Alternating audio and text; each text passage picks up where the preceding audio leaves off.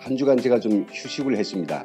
휴식을 하면서 우리 방송을 좀 더 시청자들의 니즈를 충분히 반영해서 재밌는 방송, 또 기다려지는 그런 방송으로 만들고자 많은 사색도 했습니다. 새로운 아이템들은 이제 추가적으로 저희 방송에서 구현하도록 하겠고요. 오늘 시간에는 최근에 남북 간의 중요한 이슈로 떠오르고 있는 남북 이산 가족 면회에 대해서 좀 자세히 좀 보도록 하겠습니다. 어제부터 시작되었죠. 남측에서 100명, 그리고 북측에서 100명, 서로 생사가 확인된 이산 가족들이 금강산 면회 상봉소에서 1차 면회가 진행되겠고요. 또 이거 끝나면 또 2차 면회가 아마 이어질 것으로 보고 있습니다. 저는 이산 가족들이 70년 만에 그 애환을 풀어내는 그 통곡소리와 그리고 부둥켜 안음을 보면서 정말 저도 북한의 저희 형제들과 친지들이 있는 자의 입장에서는 엄청난 감동과 감격이 이제 쓸어 왔습니다. 저희 탈북민들도 언제면 북에 있는 가족들을 금강산에서 만나볼 수 있을까?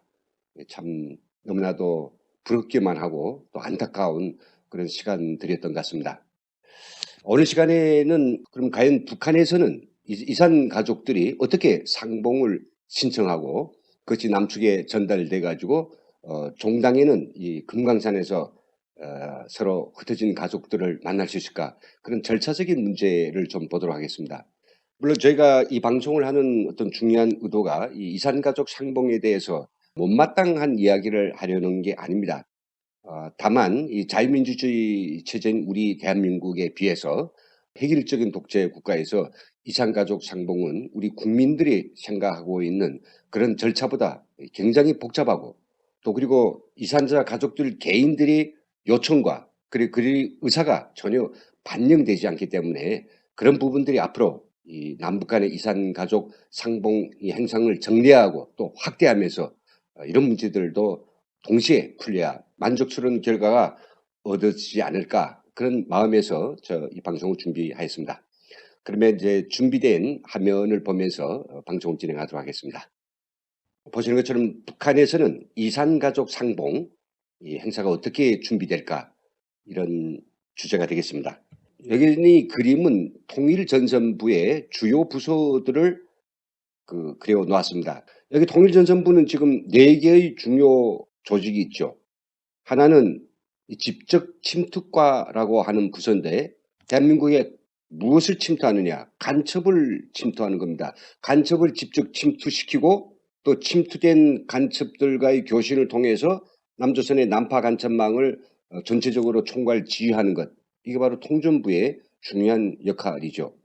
그리고 여기에는 또 통일전선과가 있는데요. 통일전선과에는 2개의 과가 있습니다. 교류 1과와 교류 2과. 무엇을 교류하느냐?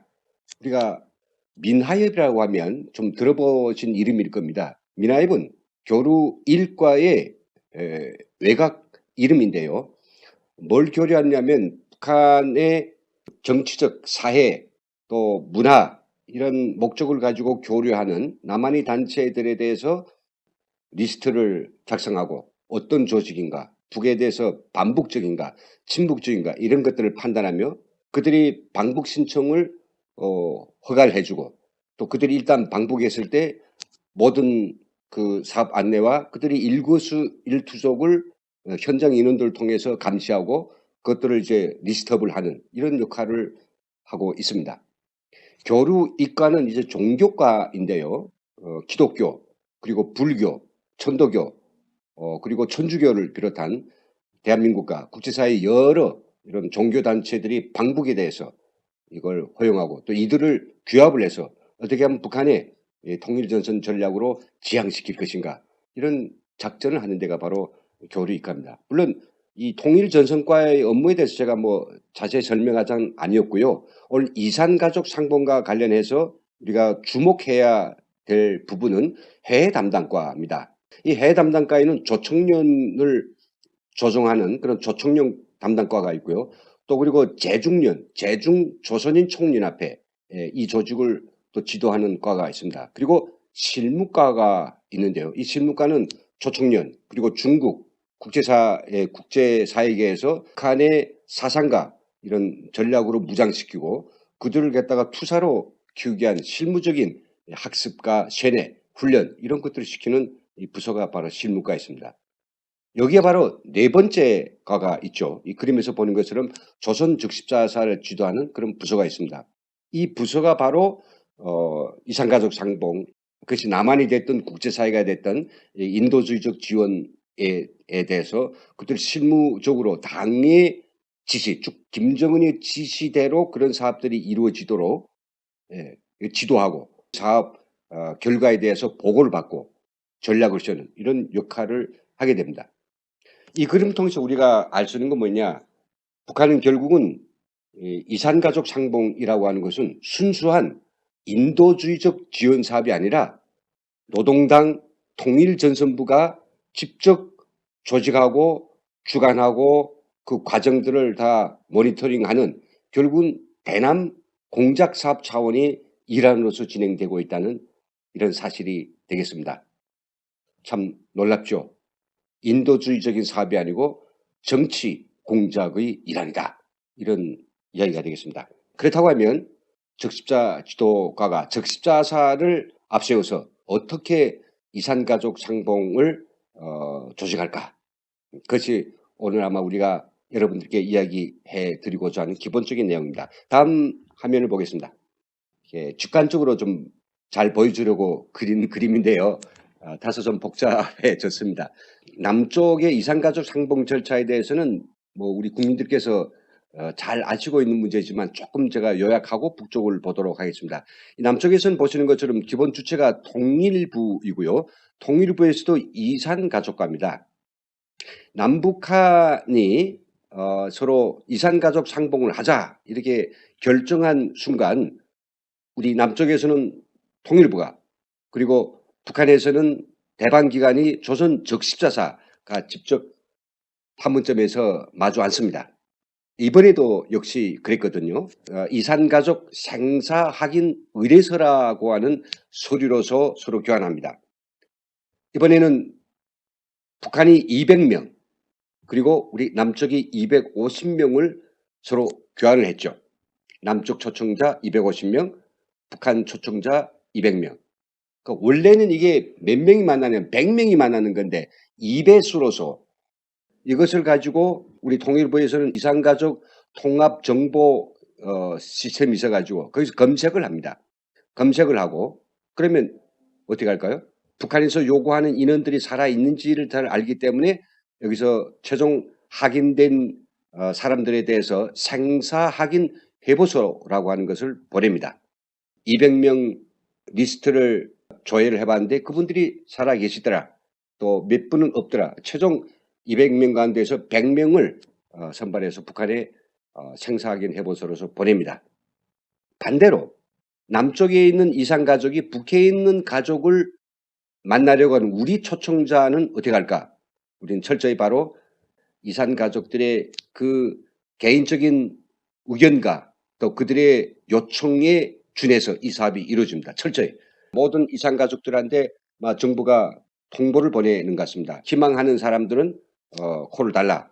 그래서 500명의 신청을 받습니다. 신청을 받으면 여기서 추첨이 벌어집니다. 물론 추첨이 완벽할 수는 없지만은 그래도 기회를 균등하게 주기 위해서 추첨을 하죠. 추첨을 해가지고 2분의 1로 줄입니다. 250명을 후보자를 선발하죠. 이것을 통일부는 판문점에서 북측 조선 적십자사에 넘겨주게 됩니다. 이에 반해서 북한을 좀 보겠습니다. 북한은 노동당 통전부가 사실상 모든 걸 지휘합니다. 그런데 앞에는 누가 있느냐? 자기들이 전면에 나서지 않고요.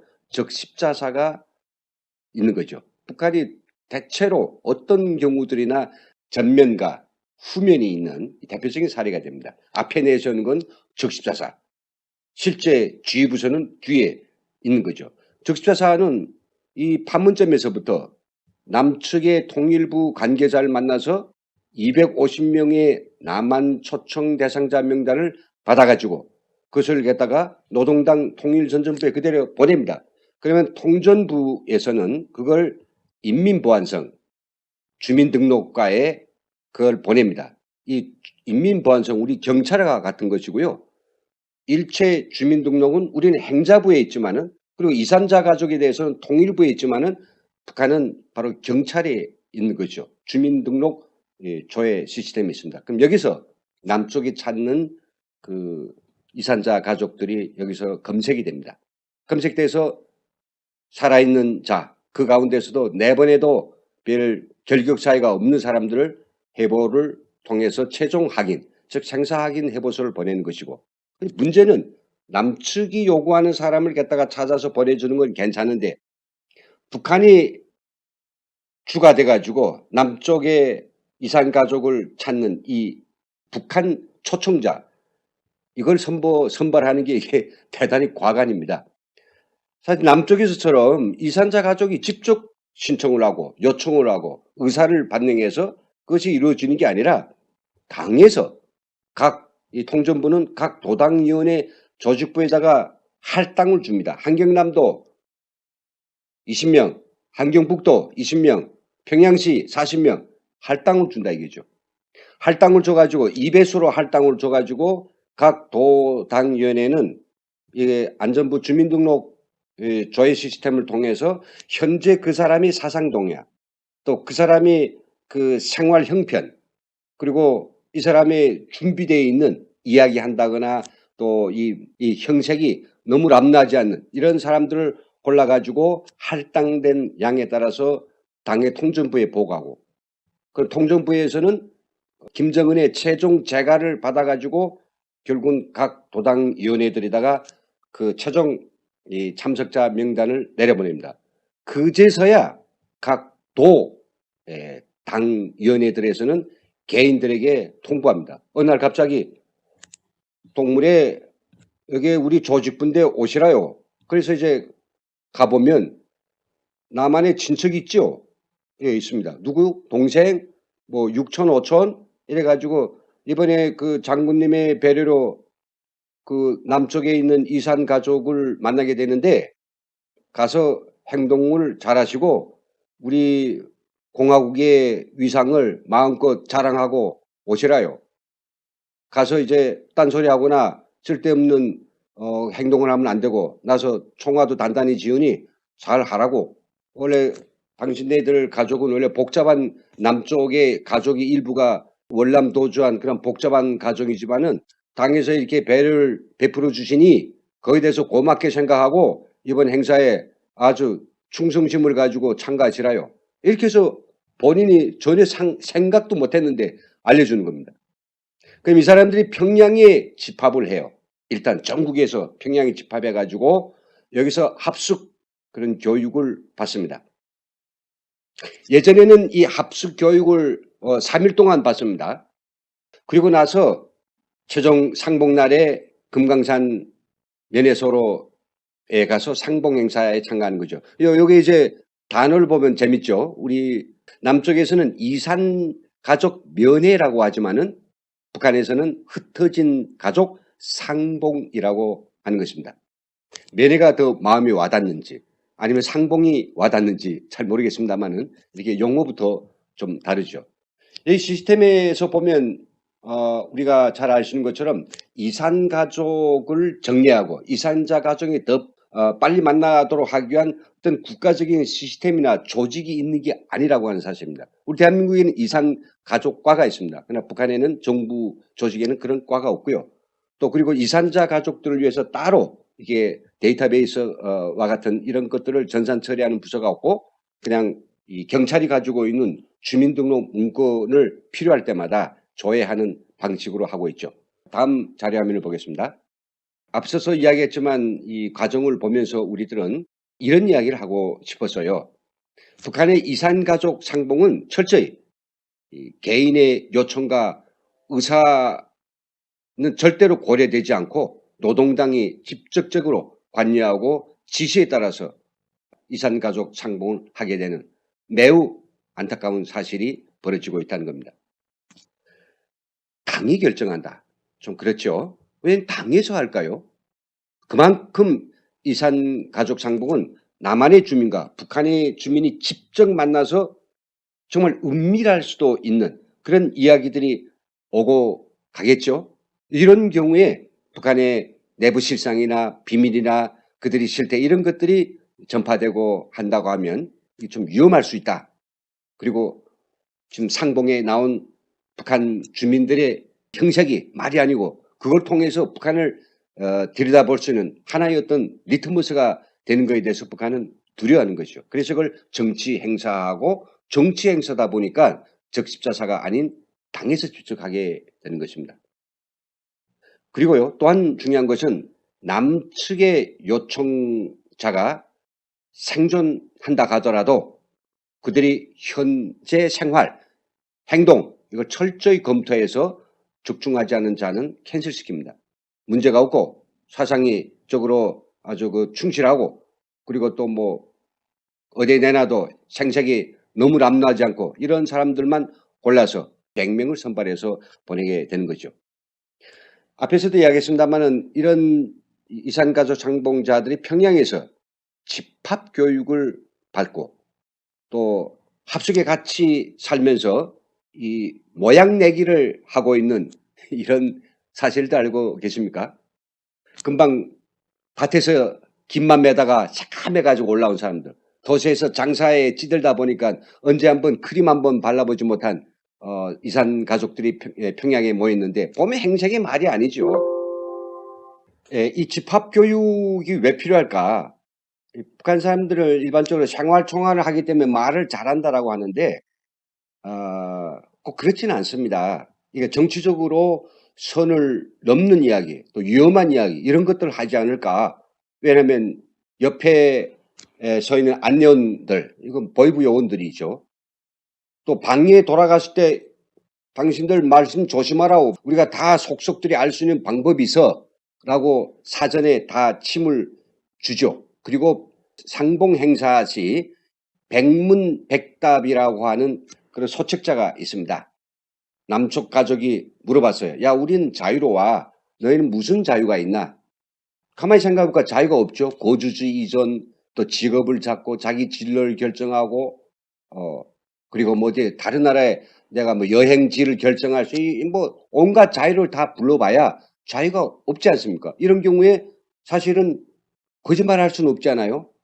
이런 경우에 이거 어떻게 대처할 것인가? 요령들이 다 있습니다. 이제 그 사례만 놓고 본다면 그래 형님 남쪽에서 자유를 다 얘기해봐요. 그런 자유 있어요? 우리도 있어요. 그 남쪽의 자유를 다 합쳐 놓았을 때 최종적으로 집단이 이익에 부응한다면 도움이 된다면 직업을 바꿀 수 있고 거주지를 바꿀 수 있고 이런 식으로 이제 그 요령을 배워주는 겁니다. 등등 백문백답이다 보니까 이거 한 3일 동안에 해설 강의 듣고 공부하고 외우자면 머리에 정말 쥐가 나는 거죠. 또 그런데 여기서 한 가지 짚고 넘어가야 될 것은 여기에 드는 모든 비용은 철저히 국가가 아니라 이산자 가족 본인들이 부담을 해야 됩니다. 이산가족 상봉시에 북한 쪽의 가족들이 그리 생색이 남루하지 않습니다. 물론 어디서 사이버니 이제 좀 옷들이 다 거의 비슷비슷하죠. 요즘에는 좀 스타일이 좀 다른 게 나타납니다만 예전 같았으면 아예 단체복으로 다 매도를 했거든요. 요즘 조금 틀리더라고요. 그 예전에는 평양에서 모여가지고 집체적으로 옷을 구입했는데 요즘 그렇지 않고 저희 집에서 떠나올 때 예를 들어서 어떤 색깔의 양복을 어떤 넥타이의 색깔인 양복을 입어라. 구두는 좋은 걸로 신으라. 이런 식으로 집에서 떠날 때 본인들이 다 준비해 가지고 갑니다. 요즘 시장이 있으니까 돈을 없으면 꾸어서라도 일단은 옷 한 벌쯤은 해 입을 수 있는 물류체계가 돼 있지 않습니까? 본인들이 해 입고 오고 그리고 평양 올라가서 그런 교육을 받다면 그동안에 먹은 거 그동안에 또 이제 얼굴을 갖다가 가꿉니다. 안마도 해주고 그 다음에 크림도 발라서 아주 매일 한 3, 4일 동안 윤내기를 하는데요. 거기 드는 비용이 있지 않습니까? 그 비용을 언제 내야 되는가? 일단은 해주고 행사가 끝난 다음에 남쪽 가족으로부터 받은 최대 $500 미만의 돈만 줄 수 있죠. 그 돈을 받은 다음에 그 돈에서 이제 자기가 평양에서 체류한 동안에 먹고 쓰고 서비스를 받은 돈을 냅니다. 그럼 아마 500달러가 다 나가죠. 근데 난 너 돈 안 받았어. 남쪽 가족이 나 돈 안 줬어. 그럼 어떻게 될까요? 근데 그 대신 귀걸이나 금식, 뭐 시계나 이런 귀중품 받았겠죠. 예, 그런 것들을 갖다가 바로 거기서 판매해가지고, 예, 그래서 그 돈을 만들어서 물어야 됩니다. 아니면 집에서 송금을 시켜서 반드시 그 값은 물고 가라는 거죠.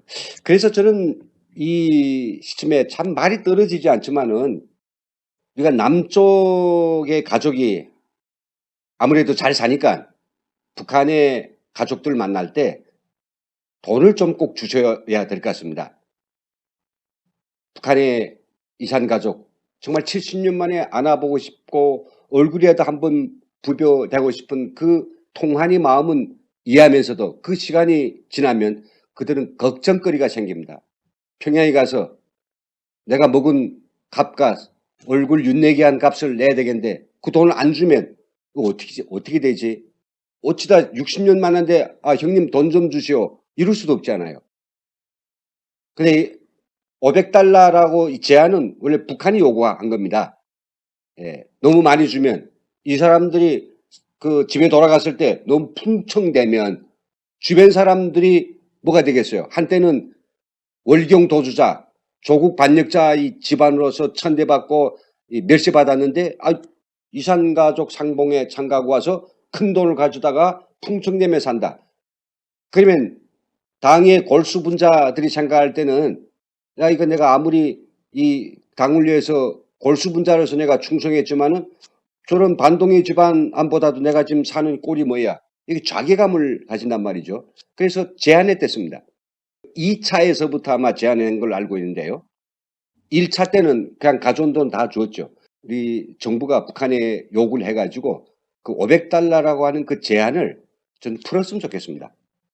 뭐 북한도 뭐 중상주의 그런 시대가 분명히 왔고 또 다양한 방법으로 시장과 여러 가지 업을 통해서 돈을 벌기 때문에 예전하고 다르지 않습니까?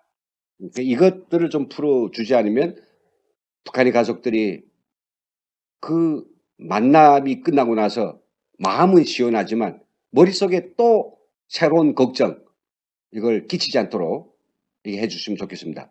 그리고 상봉 행사가 끝나고 나서는 반드시 총화가 이루어지는 거죠.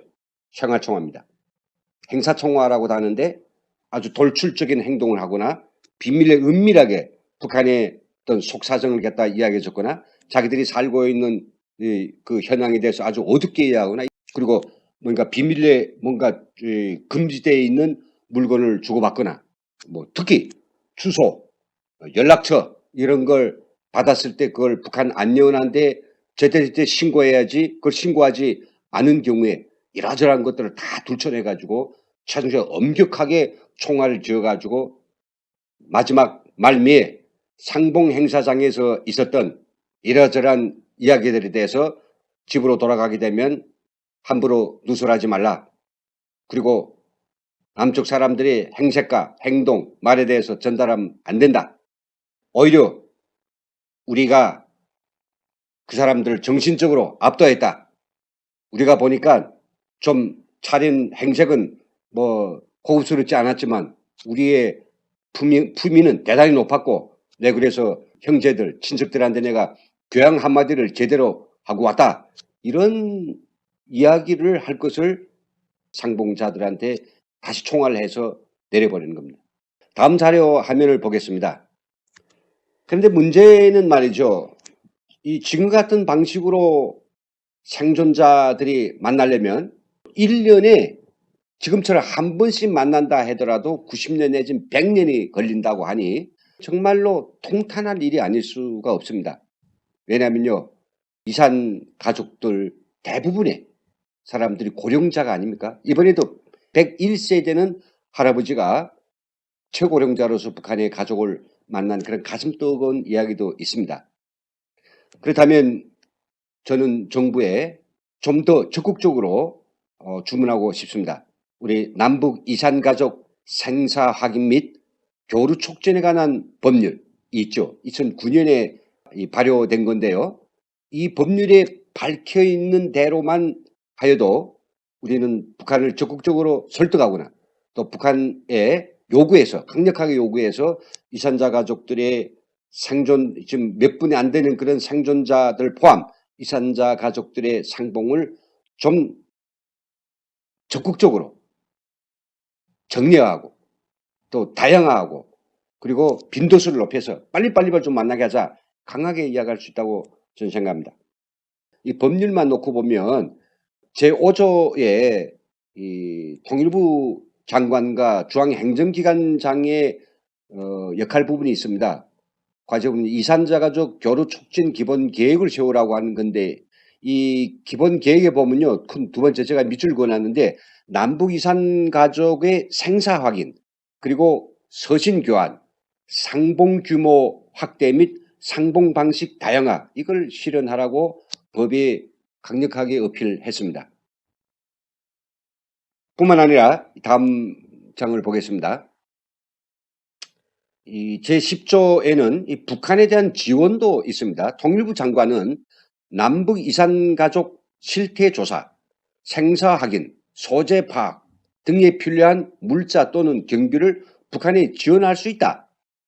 라고 자세 각 호에서 또 규정하고 있는데 아니 북한에 우리가 생사 확인자 명단을 250명 넘겨주면서 그 생사 확인에 필요되는 경비 그리고 또 소재 파악이라든지 이산가족 상봉 행사장에서의 그런 우리가 쓰는 비용들 그리고 거기에 드는 또 플러스 알파에 얼마 되는지는 저는 잘 모르겠습니다만 필히 들어가고 있는 그런 돈이 얼마인지 모르겠습니다. 그걸 우리가 북측에 지원하고서야 지금 이 이산 가족들이 만나거든요.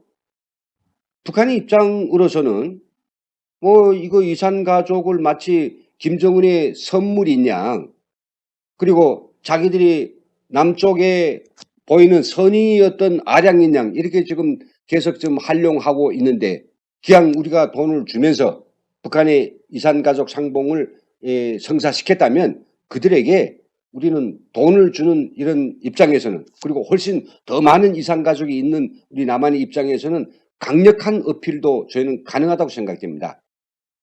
그냥 말만 하는 게 아니라 현실적으로 북한의 득을 본 부분이 많지 않습니까? 돈을 주니까요. 북한으로서도 이 정리하는 거에 대해서 우리가 어떻게 잘 묘수를 가지고 접근하는가에 따라서 이 대응에 올 수 있는 이런 가능성도 높다고 생각하거든요. 국제사회를 연결시켜서 또 그리고 이산가족 상봉을 정리하기 위해서는 우리 앞으로 진행되게 될 어떤 경제교류하고 연동시켜가지고 강력하게 우리가 어필해야 된다라고 하는 사실 말씀드리고 싶습니다.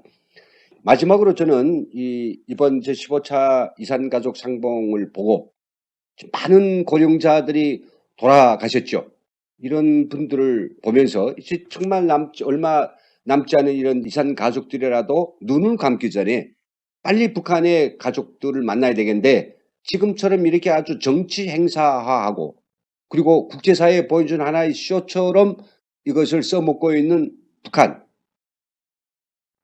어떻게 우리가 이산가족의 애환을 풀 수 있을까요? 저는 그냥 자주하자 정리하자 이런 말도 좋겠지만은 우리 또 법률에 밝혀져 있는 것처럼 이런 것들을 좀 다변화해서 북한에 요구할 필요가 있다고 생각이 듭니다.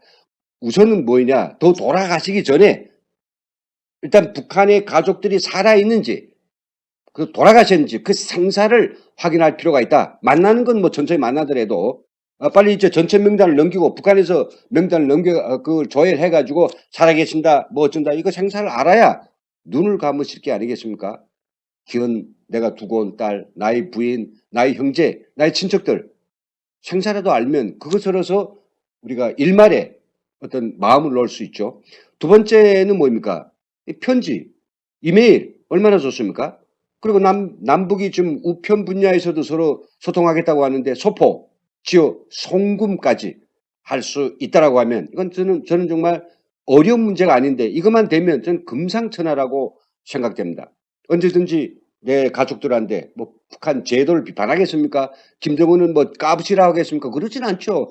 그냥 가족의 어떤 편지를 전달해 주고 이메일도 보낼 수 있고 이렇게 하면 얼마나 좋겠습니까? 이걸 저는 요구해야 되고, 또 그리고 북한 지역인 금강산에다가 면회소 하나 떡 만들어 놓고, 예, 물론 북한 지역에 있다 보니까 그 북한 호텔이 면회소가 돈 벌고 이런 걸 말하자는 게 아니라 얼마나 가기 힘듭니까? 우리 고령자들 버스 타고 엄청 가야 되잖아요. 아니, 그 DMZ도 있고, 연천도 있고, 파주도 있고, 이게 경계선이 있는데, 저기 동해안도 있고요. 아, 그게 우리 군사분계선 그런 경계 지역에다가 멋지게 면회소를 차려놓고 상시 거기서 만날 수 있다면 어떻게 얼마나 좋겠느냐. 물론 뭐 제가 이야기를 처음 하는 것도 아니고 오래전에 나온 이야기지만 다시 한번 저 이런 문제를 좀 말씀드리고 싶습니다. 그리고 지금처럼 이 북한이 잘난 사람만 선발해서 금강산에서 만나게 해주는 정치화된 이산가족 쇼 이런 걸 하지 말고 못하도록 우리가 고향에 가야 된다고 생각됩니다. 왜 1차 때는 고향에 가지 않았습니까? 평양에 가고 또 서울에 오고. 북한이요, 일본에서 살고 있는 조청년 그런 동포들은 그 자기가 살던 가족 또 자기가 살고 있던 고향, 내 집, 어릴 때 살았던 집, 북한 떠날 때 살았던 그 모든 걸 그대로 가서 향수를 느낄 수 있도록 해줍니다. 그럼 사상이 다르다고 해가지고 우리 사람들이 가서 뭐 김정일 반대하라고 비난을 뿌리겠습니까? 아니면 사람들 선동하겠습니까? 더더욱이 조심하죠. 그런 한에서는 북한도 적극적인 뭐 개혁과 개방, 뭐 정상국가로의 진입을 뭐 소위 시도한다라고 그런 언론들이 평가도 있습니다만 정말 그렇다라고 하면 우리 남한의 이산 가족들이 한이 맺힌 그렇게도 어매불망 보고 싶은 고향으로 가지 못할 이유가 없는 것이 아니겠습니까? 그리고 성묘도 해야 되겠죠. 그래야 마음 편히 하늘나라로 가실 거 아니겠습니까? 시간이 얼마 안 남았습니다. 적극적으로 저희는 추진해야 된다고 생각하고 또 화상 상봉도 저는 직접 얼굴을 보면서 만나기 전엔 적극적으로 이것도 해야 된답니다. 우리가 화상 상봉이 몇 차례 걸쳐서 했습니다만 안타깝습니다만은 그래도 이 직접 자기 가족을 보면서 회한이라도 푸는 데는 다소나마 시켜줄 수 있습니다. 그 애안을. 그리고 나서 화상 상봉이 이어서 바로 또 이제 준비됐으니까 이 면회상봉소에서 또 만나기도 하고 얼마나 좋겠습니까? 그리고 마지막으로 저는 우리 탈북민들도 이산 가족 면회 그런 기회를 저희들한테 부여해야 한다고 생각됩니다. 뭐 김정은이 뭐 우리 언론들을 보면 김정은이 탈북자들에 대한 뭐 태도가 좀 달라졌다라고 그렇게 보는 시각들도 있는 것 같은데 진짜 달라졌는지 아닌지 아는 것은 우리 탈북민들을 이산가족 상봉 면회 대상자로 북한에 명단을 보내볼 필요가 있다는 거죠. 물론 최근에 오신 분들은 아니더라도 이미 뭐 DMZ에서 넘어온 월경한 그런 기순용사들 그분들도 역시 80, 90가 다 됩니다. 예. 그분들도 가족의 장사를 알아야 되지 않아요? 저희들이 지금 이 탈북자들이 적극적으로 우리 이산가족 상봉에 참석시켜 달라고 지금 요구는 많이 안 합니다만 이전 때가 되었다고 생각됩니다. 왜냐하면 우리 그 이산가족 관련 법률 1장 1절에는 이 용어로 명백히 규정되어 있습니다. 남북 이산 가족이란 여기에 보이는 것처럼 이산의 사유와